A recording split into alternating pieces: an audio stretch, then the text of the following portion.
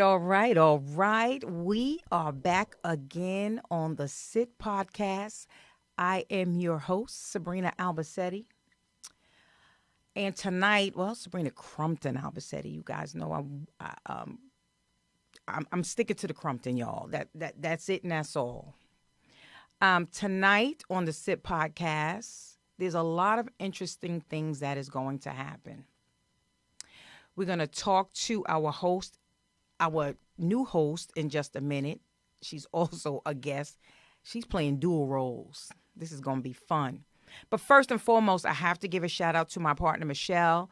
Michelle is taking some time off. I think she's cruising the Riviera. I don't know, but she will not be with us for the month of May. Michelle, I'm going to miss you. I'm going to miss you, partner. Who's going to kick me under the table and tell me to shut up? Oh, okay, never mind. I miss you. And we will look forward to you coming back in June. She'll be back with us in June. And we have some exciting stuff in June. We'll talk about that in a little bit.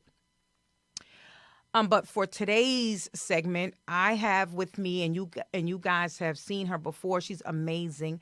I have Natasha McCartney. She will be the host, the guest host for this month, but she will also be the host. And the reason why that's so pivotal and so important, because this is Mental Health Awareness Month. And who better to get us through this month than Natasha, the licensed professional that does this all the time. Her specialty is trauma. She deals with this again every day, ladies and gentlemen. And so she's going to be with us for the whole month of May. And so now I'm going to bring her on. Hey, Tasha. Hey, family. It's good to be back. How you doing today? I hope everyone's well. All our listeners on Facebook Live and our YouTube station, BKS1 Radio TV. And I'm excited to be here today. So we're going to start off with a little icebreaker that I had delivered to me because so many people were excited about the work that we've done on April 21st. And so someone gave me a suggestion to do and they introduced this game. The game is called Top Three. It's a musical trivia experience where you match the song titles to the performing artist. For example, But who wait a minute, performs Tasha. that? Wait a minute. Do, Mhm. do, do I have to answer these questions? Yes, you are. I'm going to give you three artists. And because it's Mental Health Awareness Month, I'm going to give you three artists that openly talked about to the public their challenges around mental health and or have suffered from some mental health challenges. So, yes, you are. Okay, I But got the this. But game, is it yeah. okay if I phone in a friend? Like, is my Facebook family online tonight? Oh, Is my yes. YouTube We'll give them a family second to online help tonight? for you to have a lifeline. Yes, I need a lifeline. Because something Yes, tells me this is not going to. Okay. Where's my right. Facebook family? Are you in the house Right. tonight? So this game is special to me because it's created and owned by a Black woman. And if you want to help out a small business, you could pre-order at top3game.com and have your game by Juneteenth. Okay. So now, you ready? You ready, cuz, for the three songs? I'm ready. Give it to So we're me. going to go through. So who is the artist that sing All of the Lights, Through the Wire, and Heartless? Now, remember, these are artists that have been public about having mental health challenges and have shared their journey with us. Okay, could you give me those titles one more time? Hey, family. Hey, Shell. Sure. And the family, she's stalling because she's waiting for a I'm stalling lifeline. y'all because I So need a we got the lifeline. three Okay, songs one more is time. All of the Lights, Through the Wire, Through and the wire. Heartless. Okay, I'm going to go with Donnie Hathaway. No, no, God. no, no. Oh, God. Okay. Family on there, nobody ain't typed in anything Family, yet. I need your help. Well, Somebody say Shaka Khan. Hey, they Patricia. think of All the Lights. Oh, thank you for Hey, that one, but Doogie. it's not Shaka Khan. It's actually Kanye West. Kanye. What? Give me those titles Yes. again. Did anybody know that was Kanye? Yes, All of the Lights, All of the Through the lights. Wire, and I know that. Heartless. All Oh, of the maybe they thought lights. Through the Fire. Okay. All Yeah, right. All of the Lights was one of his big hits, right? Yes. Oh, girl, See, I there we might. go. Okay. Somebody Now just here we said going Rihanna. on. I'm gonna give you back the easy one, right? Uh huh. So who's the artist that sing Yesterday, This Christmas, and a Song for You? Oh, that's Donnie Hathaway. Yes, Ah, that's Donnie Hathaway.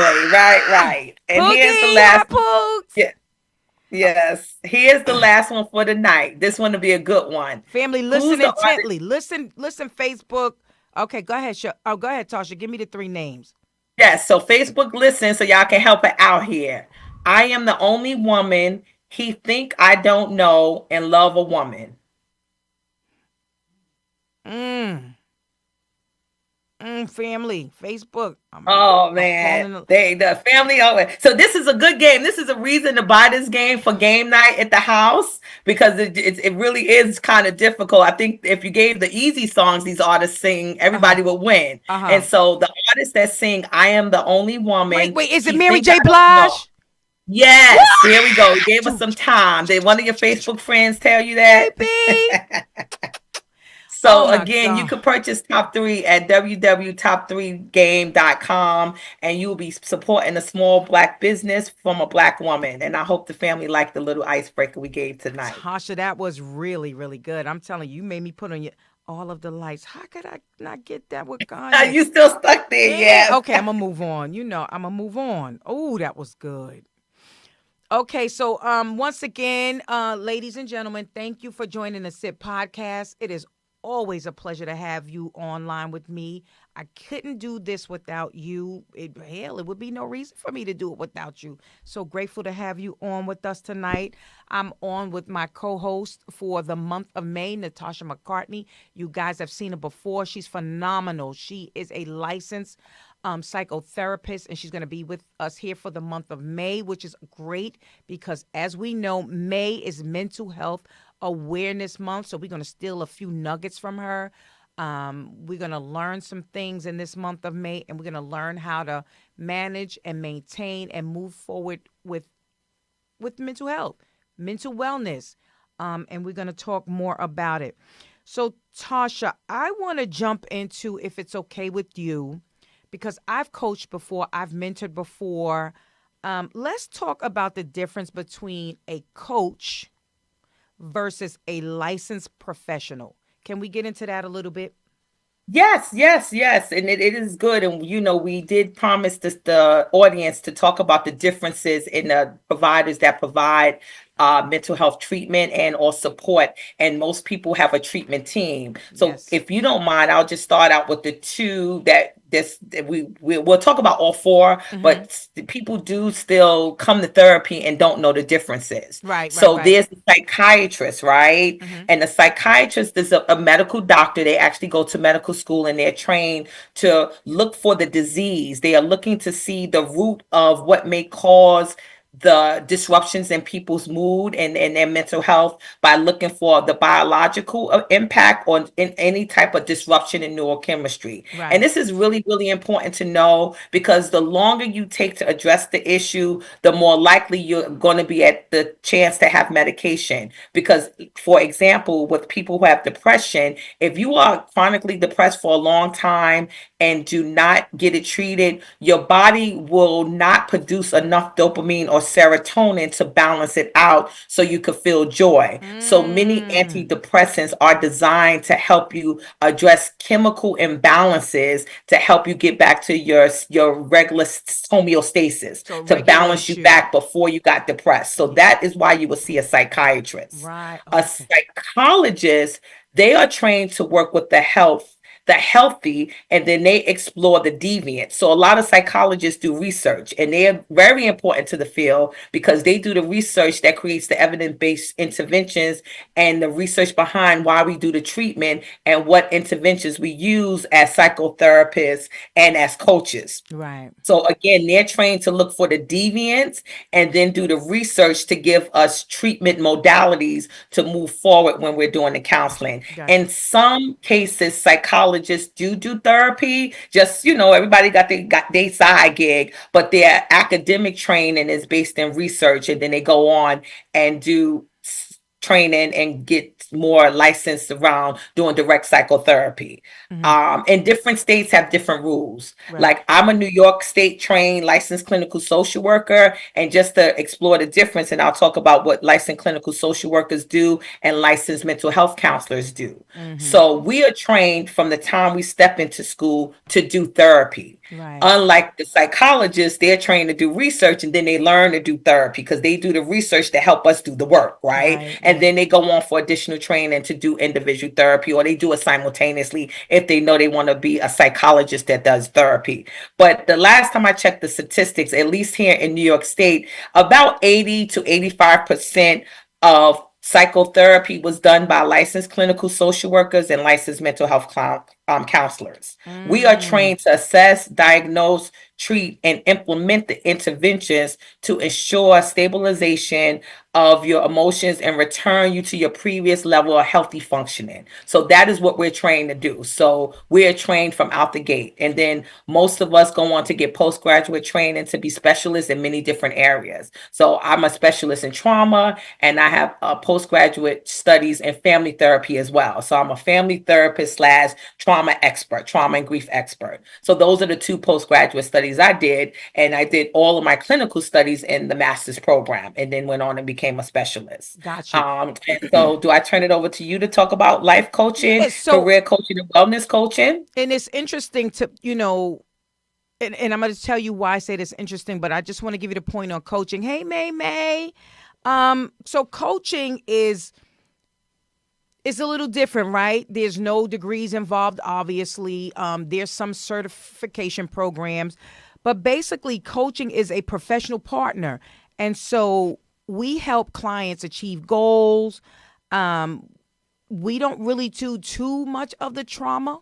We can talk about it, Mhm. certainly guide them, tell them, or talk to them, and maybe suggest um, a licensed professional. Um, and so we could just really just kind of help them transition. So help them plan goals or help them talk about aspiration. It's like accountability partners.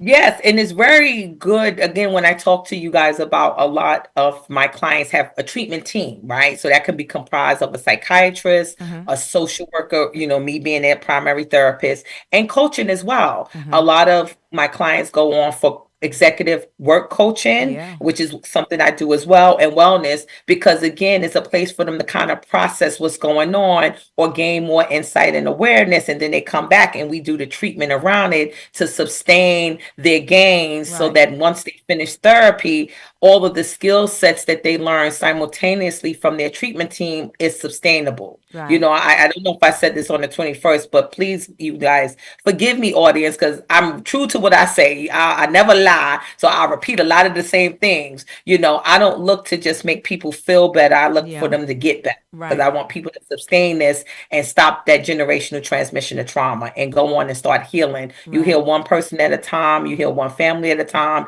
you heal in one community at a time. Right. So, And the good thing about coaches is so future focused, right? Goal yep. goal achievements. They help you go with goal achievements, emotional intelligence, confidence, habit building. And so obviously mental health comes in different levels. Some are a little bit more severe than others. And even if you go to a coach, doesn't necessarily mean having mental health issues. It could just means that you're looking for some direction. You're looking for someone to help you set goals. You're looking for someone to help you look out into the future and see what you could do differently. But what I like about the three dynamics is the psychiatrist, the psychotherapist, the coach. It provides something for everyone at every level so that there is an opportunity for everyone to reach their greatest potential. You know, if they've, first of all, they got to identify that they need the assistance. They got to want the assistance, and then they have to move towards it because just sitting around knowing it means nothing. And so Yeah. I like the three different levels. Yeah. And what we think about is mental health care and treatment is like breathing, right? Mm-hmm. We don't have to worry about that. It's because if your brain don't get oxygen, your brain will get damaged. So Right. if your mental health challenges continue, then damage will occur. And I gave that example a little bit earlier Yeah. about chronic and long-term depression. You come into therapy to talk about some things that you may have had an experience that sadden you more than what you tend to feel like. But if you don't and you wait till it's too long, you may wind up needing medication to help your body get re-regulated Right. because your body will just stop producing the hormones that bring you joy and happiness. Right. Right. And even when it comes to coaching, right? And I wrote down this example. Tanya feels like she's in a transition, but isn't sure what's next. Her coach helps her map out a 5-year vision, uncover her passion, and create a step by step action plan to start living into the future body today. And that's it right there in a nutshell, right? Because a lot of people, they want a business, or they want to move past the business that they currently have, but they don't have like they get stuck. People get stuck at certain phases. They have coaches out there that can help you move past that. They may have a business coach or an executive coach or a mindset coach that could help you move past it. So you may not necessarily need the psychotherapist or the psychologist, but you can use the coach in order to help you push past those pain points, because that's where a lot of people get stuck at. Yep. Mm. Yep.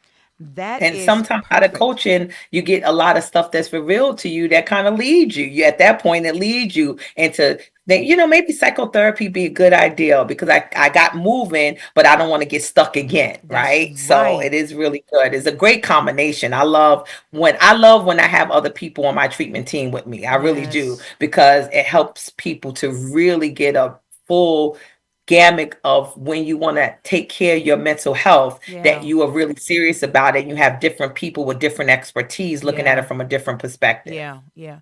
I'm telling you, and it's so funny because the amount of people that come to me that ask me like different, to coach them in different things. How do you start a business? That's Hmm. like second nature for me, you know. But it's not about just starting the business. There's other things that go along with it, you know. So, like I said, I love it. I love helping people. Yeah. So Well, it's sustainability, right? Because yeah, you could start the business, but can you sustain it? exactly, exactly. Excellent, excellent, excellent, excellent. Anything else you want to add on that topic? Hey, Facebook family, any questions for Natasha while we have her on now? Give me some questions to ask her. We have the professional online. Anything else you want to Well, add to that, Tosh? Well, no, but I did want to follow up with something that we just ran out of time on the 21st, and we had started it when when Michelle was here. One of the questions Michelle had, we love you, Michelle. We I miss want to make sure I get you. this fully fleshed out for her, the co-host, right? So she had talked about ancestral trauma or intergenerational trauma, and I only Epidemics. had time to talk about it when there's trauma that's passed down in the DNA, and we call that epigenetic Epigenetics. Yeah. transformation of trauma. But there are other ways that ancestral trauma can happen. And these ways are probably more familiar because we just started talking about the DNA passing down. But the two other ways that it can happen is through behavioral modeling. So parents who've experienced trauma may model certain behaviors or parenting styles that's influenced by their own trauma, and then their children tend to internalize that and adapt to it. An Tasha, give example me of an. I that, was gonna say, give me an example of yeah, that, because that's really yeah, good. yeah. Yep. So an example of that is if you have a mom that early on, I could give a good example. Let's say a mom who is pregnant and then she loses her mother or her partner while she's pregnant. Because when you're pregnant, if you have a good relationship with your mother and then you're a healthy relationship with your partner, that's a very vulnerable time for a woman. Hmm. And while you're about to give birth, during those 9 months, you may lose them to death or a tragic accident, right? Hmm. So that mom is going to internalize that. So that baby may get some of that DNA as well. But when the baby comes out, the mother may be overprotective, oversensitive, maybe be what we call like a helicopter mom because she's living out of fear because she don't want to lose her kid. And so Mm. what it will look like in child's like to explore. They're very curious. They want to go out and play with their friends. They want to do, we all have done things our parents told us not to do. Go We're very easy, go curious. easy, So go easy. yeah.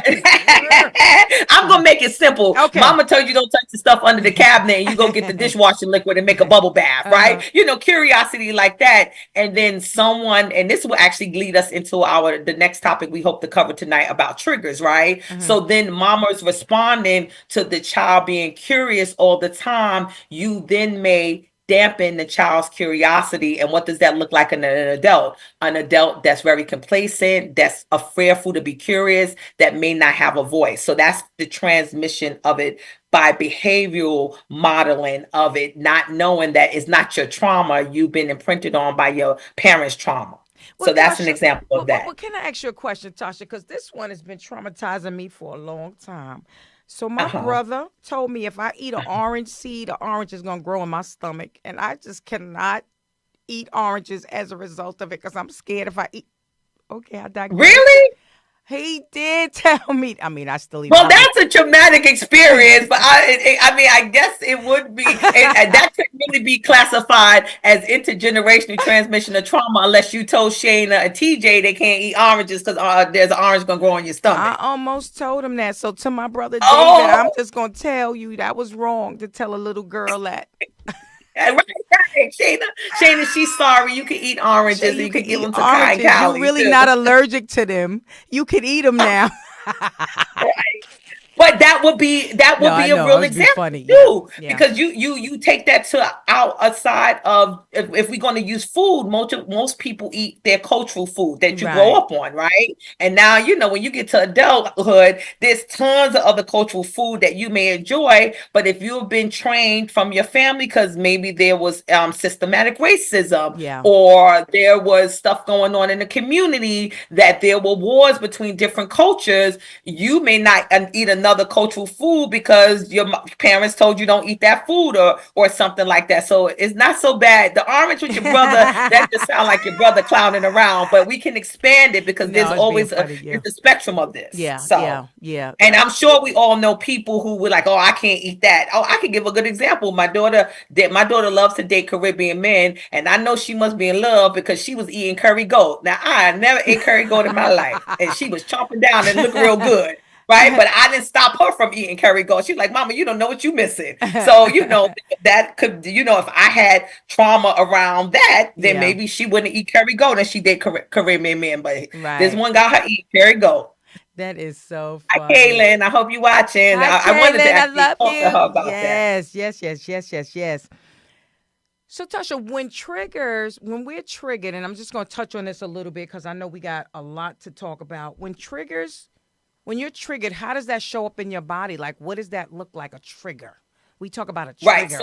So the last one around the intergenerational transmission of trauma is actually environmental factors. So this leads right into triggers, right? So Mm, that's the cultural and social environments in which family live and can play out a role and perpetrate in their own effects of traumas. And that actually does happen when you are triggered.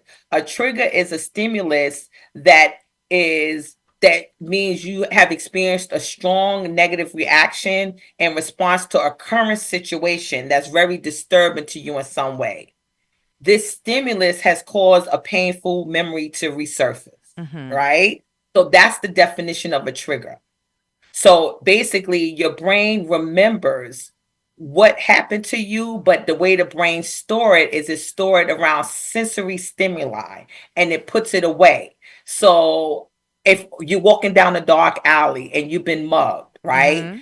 Darkness and isolation may be a stimulation that make you remember when you got mugged. Right, right, right, right. And when you encounter these sensory triggers years later, the brain will react to feelings associated with that trauma. So if you got mugged, I'm assuming you're scared. You probably think you're going to die. You probably really, extremely fearful, and you whatever the stimulus around that, you're going to register that to keep yourself safe. Right. But when you get triggered, let's say again, you in a dark place and you're in safe, let's just say it's a haunted house for Halloween, it's safe. Someone may go in there and realize, oh, I want to have fun, but they get into that dark space and those memories get triggered because of the darkness, and they may have to run out the haunted house. So are you saying that trauma kind of hides itself away until it's time to to keep you safe? Yes, to protect you again. That's the trigger. Absolutely. Yeah. So And most of the times than not, people are not even conscious why they're afraid or upset, because the trauma is buried so deeply, it just will bring back the feelings for you. right. So if I'm a person who grew up in a, let's say, a volatile household where they yelled and Mhm. fought all the time, but now as an adult somebody's yelling at me, that might trigger fear, Your childhood memories. childhood Yeah, it will trigger your, memories. Yep. yes. Mm-hmm. Mhm. Mm-hmm. And the important piece of that is not, because we're all walking around with things that trigger us, but the important piece of that is the stage of development you talked about, right? So if Yes. you a child that's 5 to 7 and you don't understand what's going on, all your body is going to do is store the sensory stimulation, right? As an adult, you may be in a situation where, let's just say you're at a baseball game and there's a lot of screaming. You Mm-hmm. know you're not in danger because you're at a baseball game, but you still may feel triggered and feel stimulated because the screaming will trigger the memory, and you're not going to think, oh, Mm-hmm. I'm feeling this way because I grew up in a home where there was a lot of screaming and yelling. You're not going to think that because you're at a baseball game. So again, I said, when triggers take place, a lot of people are not even conscious why they're afraid or upset unless they sit with the feeling and they get comfortable with sitting with the feeling, because the brain Mm-hmm. is a powerful thing. And the only way I can tell you this, guys, is because I've been through therapy. I don't talk about nothing that has happened to me, and me going through the process of training and learning this. And I swear on it, like I swear on some anybody's Bible. We welcome all religions to watch us, because I've Right. been through it. The brain is a smart It place to is. be. And it will, when you're ready, it will give you that information. It's not going to give Absolutely. it to you prematurely, because Absolutely. the brain wants to heal, but it don't want to hurt you. Right. So if you're at a baseball game having fun, it's not going to remind you that you were feeling nervous, or wherever the parts of your body that is storing the trigger. Because for everyone is different. People can have, that nervousness in your stomach. Mm-hmm. People call it butterflies. It could be confusion and brain fogginess. It could be a headache, because a lot of times it happen in the head. Some people have tingling throughout the body, and they be like, oh, that happens every once in a while. I don't know why that happens. You're not even conscious of it. So if you're at a baseball game hanging out with your friends having a good time, your brain is not going to tell you, oh, you're feeling queasy. I use the stomach a lot because that's where I get my sensations from. Mm-hmm. The brain is not going to say you're feeling queasy because you grew up in a household where people were yelling and screaming. It's going to try to help you stay conscious and focus on the baseball game, because you want to feel joy, Right. because Right. you're going to also feel whatever the feelings that were attached when you were younger, whether it was scared, fearful, confused. That's very contradictory than being at a baseball game.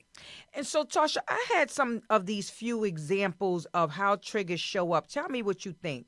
So, I have the Sure. body's reaction, I have possible triggers, and what it may mean, right? So, the first Okay. one was heart racing. Body reaction is the heart racing.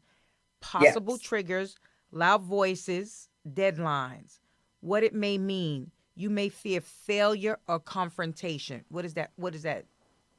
How does that take? That's exactly right. So I'll take it backwards, right? So as an adult, you may feel like, oh, I got to be perfect because I don't want to fail, or I know I don't like conflict, so I'll be a confrontation, or I'm conflict avoidant, so I'll be a people pleaser, right? So Mm. when you get in situations, what was the second one that you So had? possible triggers. Okay, first one is body reactions, heart racing. Right. Second one, possible triggers, loud Oh, voices, right. deadlines. Right, loud voice or deadline, right? So if you want perfection and you are up against a deadline, that's going to make you have those feelings, and then the feelings can come out because you hold your trauma about trying not to be a failure for whatever stored that trauma for you. Could have been your parents told you to get all A's throughout school, then your heart may race. So that's where you're holding the trauma in your body. It's going to be related to your heart because your heart start racing.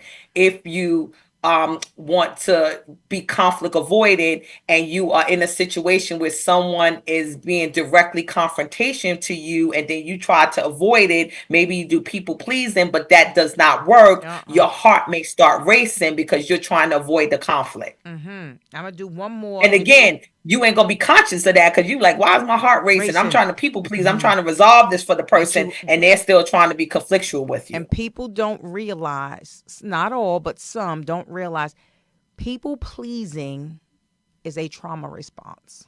Oh yes, that's why I brought it up. It is People an pleasing, absolute and we're going trauma to response. unravel that. Maybe not today, but I promise you we're going to get into it. So I'm going to do one more, and then I'm going to get into how to respond differently. So, body reaction, tight chest, Mm-hmm. possible triggers, crowded room or touch. Mm-hmm. What it may mean. You might have experienced boundary violations. Wow, cuz where you get this stuff That's a from? good one. Right, right. Yeah. So that is all true, right? Because if you have experienced anyone crossing your boundary and whether you were able to say no or not, because a lot of times, what do they say about children that the adults around them are their first bullies, right? Because Mm-hmm. adults are always telling kids what to do Mm-hmm. and innocently, but depending on how intense it is, it can really damage a child and it can be Yeah. traumatizing, right? Yeah. So that's a crossing of the boundaries, right? Because again, we all I talk a lot about children because that's where it all gets cemented at. You don't let the children explore. You don't let them make their own decisions. Maybe they you tell them to tie their shoe and they taking their time and you ready to go. You say, well, let me do it. That's crossing the boundary for a kid because Yeah. you told the kid to tie the shoe. They don't know that you want a time frame, right? Or it could be anything extreme as abuse, neglect, or Yeah. anything on that range of Yeah. boundary crossing. Yeah. And so if you get into a crowded room and it means too many people around you, you can't control it. The stimuli of the crowded room may feel like, oh my God, I'm going to be under attack. And you can get tightness in your chest. You can have the physical sensation could be anywhere. That means that person is holding their trauma in their chest. And the Yes. reason why I'm cousin, you're smart, you brought that one up is because a lot of times when you have boundary crossing, it takes away your voice. So your chest is Yes. very close to your vocal cords. So if you get tightness in your chest, you may not be able to speak about it Yeah. because when your boundaries are crossed, you figure like it's going to happen anyway. There's no reason to say anything. So people really get silenced And through and that. and you know what else is amazing? And we're gonna talk about it. I don't know which Monday, but body language, right? So when we do certain things to our bodies, like when we talk and we cover our mouths, or we talk and we touch in our throats, we're gonna talk about what that means. Or when we talk and we cover in our faces, any parts of our face, or we're gonna unravel that because All that right, is I'm taking notes to get ready for yeah, this. because that's deep. It's all telling when you're talking to somebody and what your body language is saying to other people. Why you cover your mouth when you're talking, or Well, a good common one because most people probably listen like I don't cover my mouth when I'm talking, even though mm-hmm. they may. But a good one is when you cross your arms. Yes, yes, Like yes, that's a very common body language sign that people do it and don't even realize they're doing it. yes, yep. So that's gonna be a good one. But I'm gonna talk about two more things, and then I'm gonna so old pattern, right? This is a person's old pattern, lashing out. Why it could possibly happen? They're protecting the inner child, right? Something happens and they're protect. That's the protection go-to place. But Hmm. a new healing response. Take a pause. Name the feeling. You always talk about that. I feel threatened. I need space. Again, we have to figure out a way to communicate how we are feeling. Communication is a big part of it. And I'm just going to tell you one story and I'm going to let you take over from there. Why that one is important to me, because A couple of weeks ago, now everybody knows I talk about my kids all the time. I just love the heck out of all of them. My daughter lives in California. I'm here in New Jersey. And she called me one day. She was like, "Mom, please talk to your granddaughter." So my oldest granddaughter is 7, and she was crying, and I was like, "Well, what's the matter, babe?" No, first I told her, I said, "Listen, I need you." She got on the phone with me. I said, "I need you to go to a quiet space. Go upstairs to your room." She was like, "Emma, I can't go to my room right now." I said, "Okay, well, go to the downstairs bathroom." She said, "Okay." So she goes in the bathroom. So now it's me and her because I want to see her. I want to hear her. And I said, "What's the matter?" "Emma, my mommy and my sister, they left me upstairs and they did it. I said, "Okay, your mommy and your sister left you upstairs, but that's just a product of what's really going on. I need you to look at me because we're on FaceTime and I need you to tell me what is really the matter." Mommy, she said, "Em, I want to spend time alone with my mommy." That's it right there. You did an amazing job at communicating that. And Mhm. so I explained to her, "Mommy has some things to do right now, but mommy is going to take the time out." And then I think the next day, her and my daughter had like a mommy and me day. So lashing out is because we're not able to articulate or communicate how we're actually feeling, and we're protecting that little child in us. And we have to take a pause, name the feeling, talk about it. Let people know how you're feeling. What's your thoughts on that? Yes, that's bring us full circle again. You covering everything we forgot to cover last week. Because remember, I told you about the feelings wheel. So I'm gonna pull it up and Oh, it's gonna cover yes. my face, right? I Can you guys love see this that. really It's clearly? going in and out. It's Oh, Yeah, it's not that clear at all. It's very. oh no. Oh yeah, that's interesting. Maybe because it's not a person. Oh, Oh I think you man. because you So have you your know what, you guys, camera. let me No, tell it's you, because you have you the could. camera on. Oh, yeah, the camera. Right. So you can go and you could go on Amazon and search Feelings Will Pillow, right?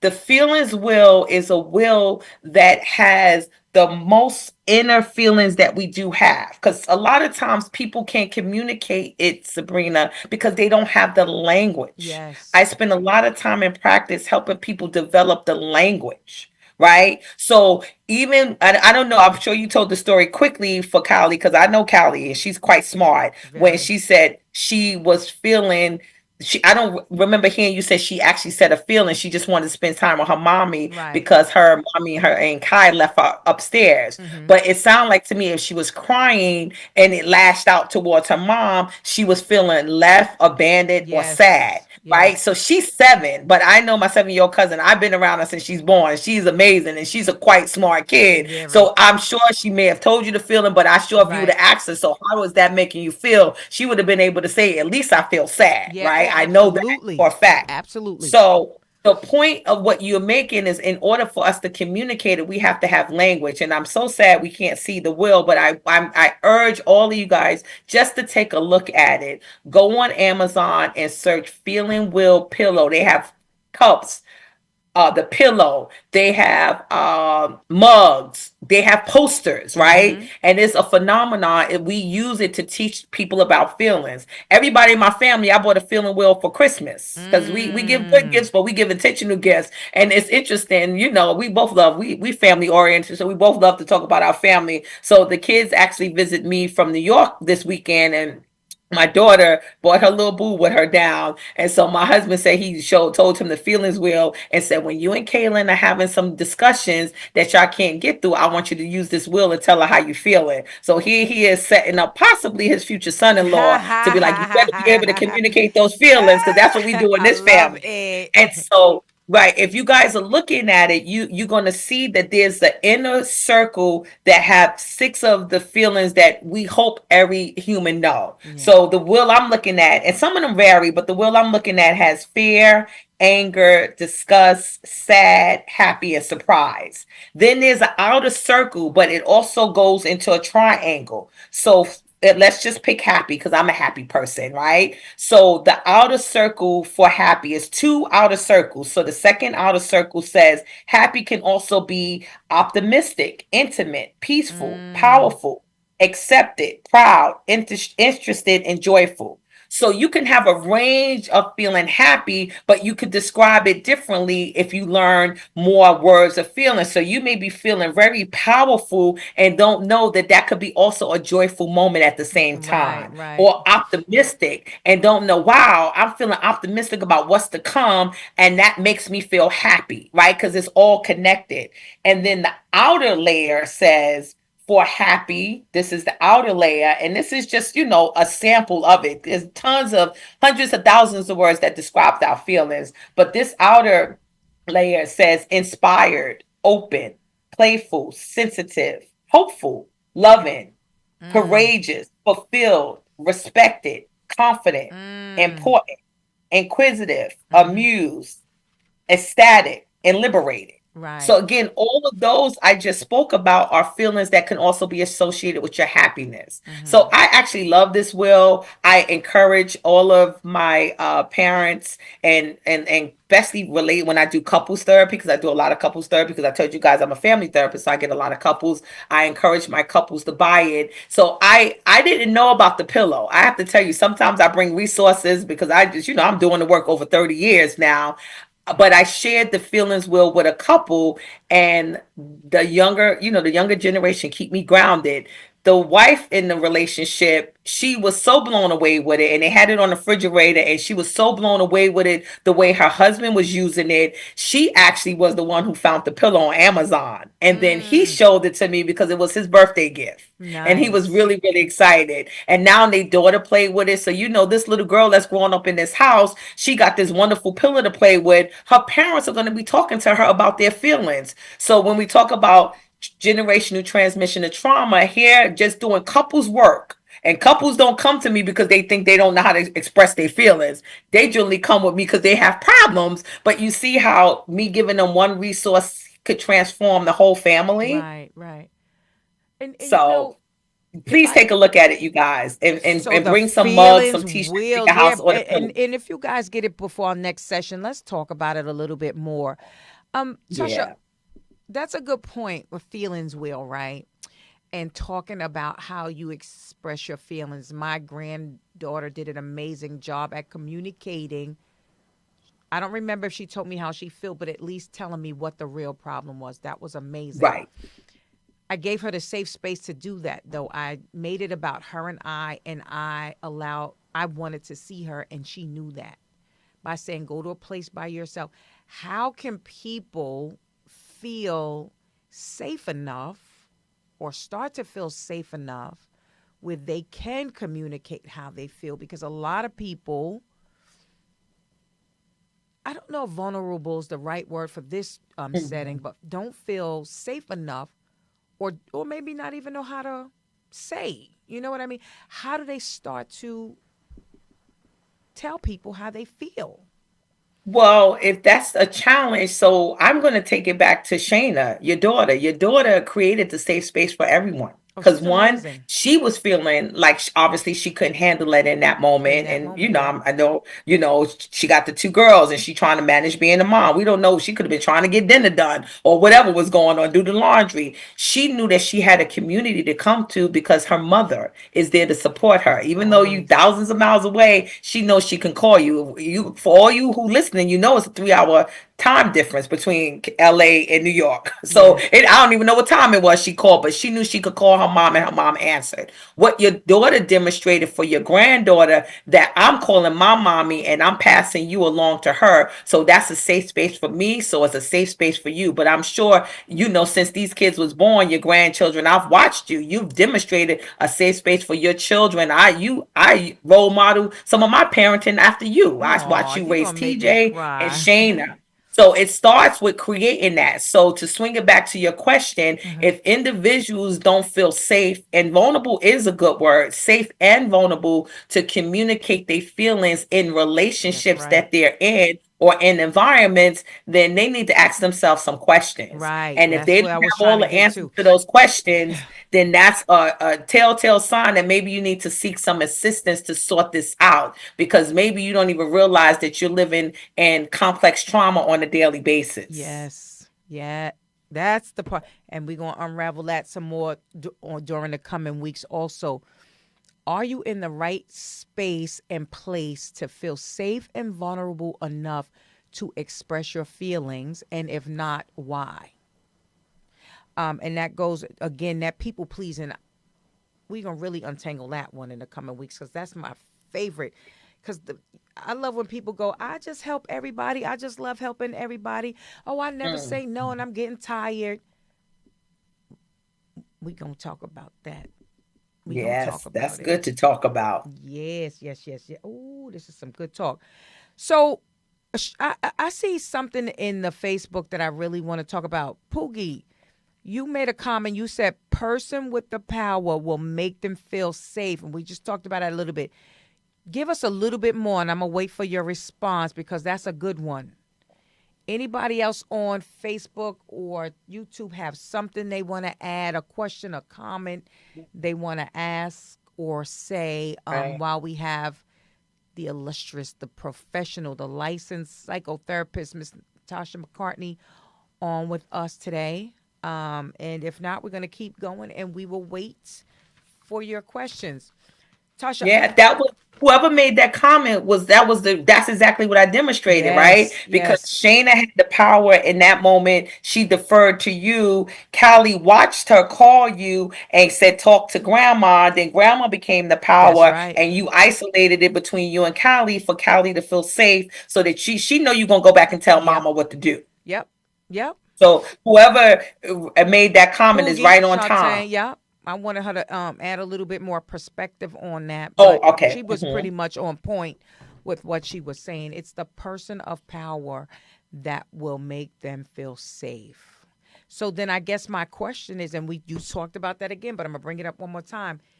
If I'm with this person, I don't care whether I'm in a relationship, I don't, you know, with a partner or a relationship with a parent or a relationship with a friend, and I don't feel vulnerable enough or safe enough to tell them my deepest feelings, what is that saying? Not about them, but about myself.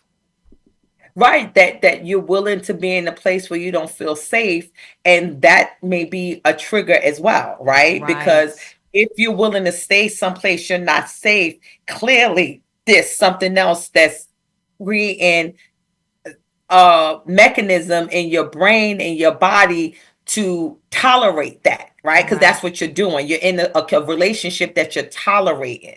And Exactly. so if you're in, and I'm just going to go on record and say it, if you know, because we all get into situations. I've been with my husband for 32 years. I think I told Lord, people y'all this. have been, girl, I think y'all came Yes, out the and we've womb been married together. 28, but I've lived with him for 32 years. Can you imagine living with the same man for 32 years? Is wonderful, Yeah. but there's a lot of work that go into that relationship, Yeah, I would right? imagine on And both I can sides. tell you, Yeah. I can tell you at no time, and we've gone, marriages ain't perfect. We may have gone a week or so of not speaking to each other or just doing what we need to get to do around the kids, but we looking at each other side eye like, I ain't messing with you. But Right. I I can love tell you it. as a woman, and this is an alpha male, I have never felt unsafe around my husband. Yes. I love that.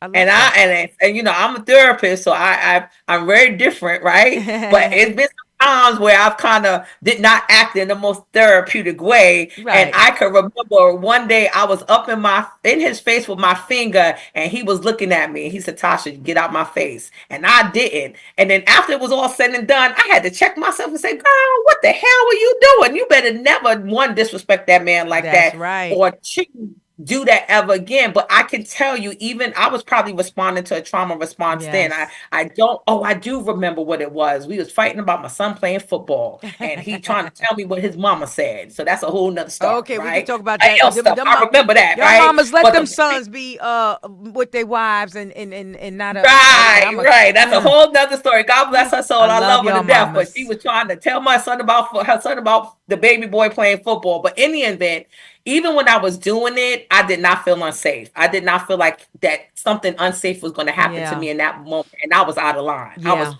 way out of line. Yeah. So if you're in relationships that you can't trust and you don't feel vulnerable, it's something for you to look at, not Right. just the other Look person, because inward. something is happening in you that's warning you Yes. about why you may think this is okay or you want to be here. It may not be a safe place to be. Right, right. That's something to look inward. And I tell folks all the Yeah, time, things are happening not to us, but for us. It's time for us to take accountability and start looking yeah. into why is this it's not always not necessarily bad either.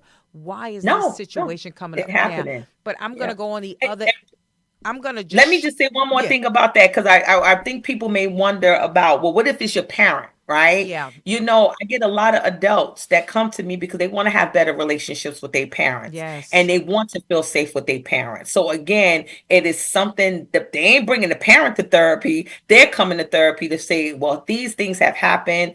I don't trust this, or I have experienced this in my childhood, or maybe they don't even know that, and I help them uncover that. So even with your parent, you can do something about that to create more safety in that relation. Because as adults, sometimes we know better, so we should do better. right. We should. We should. Yeah.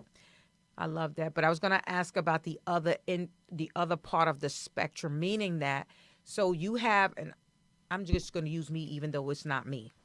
I'm in a relationship with someone who doesn't make me feel safe enough or vulnerable enough to show them me or to be able to communicate how I feel to them, right? Says something about me. But then you have the other end of the spectrum where you have a person who I'm not messing with nobody. I'm not going to be with nobody. I'm not talking to nobody because I don't want to deal with it. Mhm. Another trauma response because they're Right. afraid, they're protecting themselves. So what has happened to them in the past won't happen to them now, right? What do you say about that? No, I've actually heard that. I hear that a lot, especially in adults. And it could be a trauma response again from parenting, friends, loved ones, where they get, you get to a certain age and you tell yourself, I'm not going to do this. I'm not going to do that. Right. And I'm a lot of done. times it is, I'm not going to be in a relationship. I'm good. I have this. And you know what? I work with people, and sometimes people are very clear about that. And then our goal becomes, well, how do you build community? Because we all need community to exist, and to make sure that you're not sucking the community dry to get what you want, but you're not giving something back to the community. Because there's Hmm. nothing wrong with that. If you make a decision based on your trauma response that you're not going to date again or get remarried or have children because you had a bad childhood, that's all well and good. But you can't, my job is to make sure that you're not going out spewing that trauma on other people to get your needs met, and you're Right. not filling up other people's cups. Right. Right. So, for instance, the easiest example, if there's a man or woman who have sworn off a committed relationship, that they'll never be in a committed relationship again, but they enjoy having relationships with people that seem to be intimate, sure, just plainly sexual. Mm. My goal is to help them understand, while you may enjoy that, you have to be honest to the person on the other side, because when you develop intimacy and sexual intimacy with people, the norm is that you are looking for a relationship. So you better be clear that you're not looking for a committed relationship and this is just what it is. Now, if Right. the other person is rocking with you that way, then y'all got a healthy relationship. But if the other person is looking for a committed relationship, I suspect that you, as the person who making the decision, step away if the other person can't Don't step settle. away. But That's again, right. right on the other side, I have people who I'm saying, well, you know what it is. They tell you, why you still here, Right. right? So it And goes that's the both part that's ways. so Everyone have to be accountable. yeah, that to me, and I don't judge people, but I do like to talk to people. If I meet a gentleman, right, and he tells me off the, let's say I know I want to be married. That's what I Hmm. want. That's my choice. That's my preference. And I meet a gentleman and he says, "No, I never want to get married again." It is on me if I stay with him for 3 years thinking that someday, oh, I'm going to get him to marry me. I don't care what he says. Right, And he never right. marries me. That's on me. Well, yeah, both adults have responsibility in that too, because then you got to wonder, well, if you know this woman wants to be married, why are you still there? Right. So typically, when I see that stuff in practice, there's a trauma bond, and both people are living out their traumatic response together. Yes. Yes. Interesting. So, Interesting. yeah. Girl, we talked about so much. We got 10 minutes left and we still didn't get to all of the good. Ooh. the good Q&As that I wanted to get to. Tasha. Well, maybe you could do the myths, right? We were talking about the truth and myths Oh, I wanted, because you did want to do that. you know what I wanted to talk about? Uh-huh. The stigma, but we'll save that for next week because that's going to be a Okay. really good conversation. But So the stigma of what? Mental health or or getting treatment?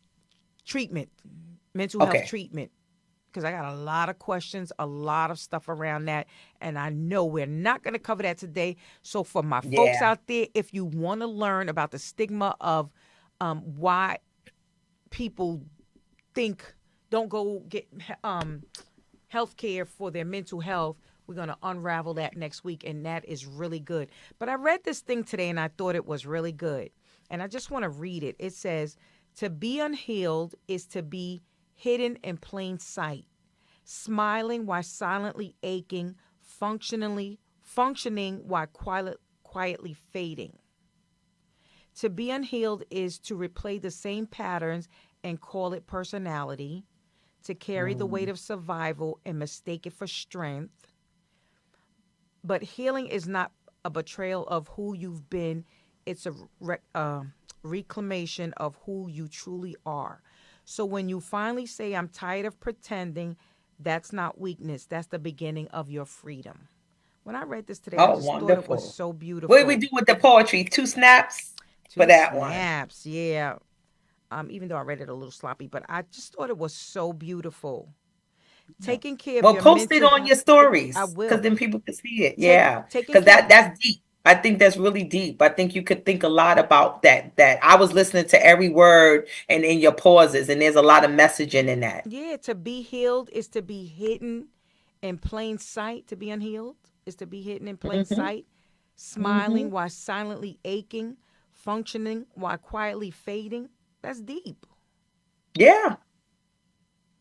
And I Taking. have a quote from Brenda Melpain, Mhm. right? It says, the body and mind are always in conversation. The more you listen, the better you understand yourself. So Mhm. all that it's all aligned up. You know, this is a powerful journey. And I'm not saying that because I actually don't even believe this is my job. I believe this is my purpose. This is my God-given purpose because I did not choose this job. This job chose me. I thought I was going to be a Mm. lawyer or a politician. So I do know that this is something that's necessary for us as human beings. Yeah, yeah. Shantae made a very good point. She says sometimes a person may not know they need mental health treatment or realize they need it. What do you say to that?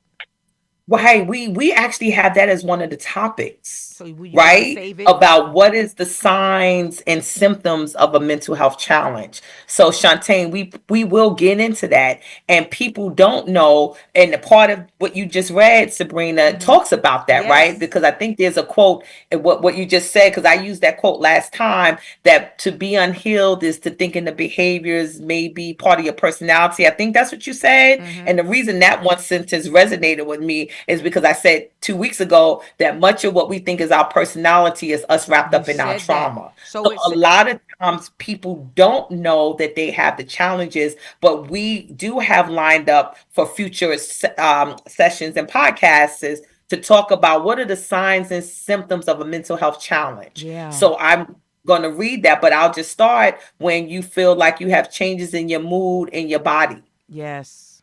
Leave you guys with that, and then we'll go on with discussing that in our future podcast because we do have that down to share with everyone as we start to break these myths and stigmas around getting treatment because you're right, Shantae, a lot of people may not even know That that right. that's what's happening to them. Right. And I'm gonna read this paragraph one more time. It says to be unhealed is to replay the same patterns and call it personality. To carry the weight of survival, because we always saying we strong, we got strength, Mhm. to carry the weight of survival and mistake it for strength. Right? And when we think about replaying the same patterns, dating the same guy with different faces. Mhm. Yeah, going to different jobs and having a different the same The outcome. same outcome. I can't stand that Yeah. boss. He get on my nerve, but you leave that one and you don't like her. So Yeah. That's being And then even looking at all your relationships, because wherever you go, you show up. right. So there's a common thread, whether it's at your job, an intimate relationship, your children, your siblings, That's your right. parents. You know what they say, if you show up every way, but you the common denominator, it have to be something with you. And I say Baby. that with love. I say that with love because Exactly. the only thing we can change is our behavior and our thoughts. We can't change or control nothing else in this world. Right. What's the definition of insanity? Doing the same thing and expecting different results. So if you see Yep. that what you're doing is bringing on negative results, or you're not moving in a positive direction, that may be a time to look at, well, maybe I need to get a little help to navigate this to go into a different direction. Absolutely. I love it. Absolutely. And there's Late. nothing wrong with bettering yourself because the better you make your situations better. Yes. Yeah. And you never know what's on the other side of the healing. No, not at all. Greatness, beauty, joy. Hell, your romantic best friend may be on the other side of Yeah. healing and you can't see them because you're on the side of unhealed. Yeah. What people say they want to be living their best life. Right, Start with healing some of your traumas and right. your experiences. I Yep. love it. I love it. This was amazing. I can't wait for Thank you next for week. having me again. Girl, I wouldn't have it no other way. Michelle, I do miss you though. I'm gonna need you Yes, to. I miss Michelle too, and I look forward to next week. I can't wait to June. Ladies and gentlemen, it has truly been a pleasure being with you yet another night, another Monday. I know you could have been anywhere in the world, but you chose to be here with your girl. So until next week, see you later. Thank you. Bye Bye-bye. bye. We've been strong for so long.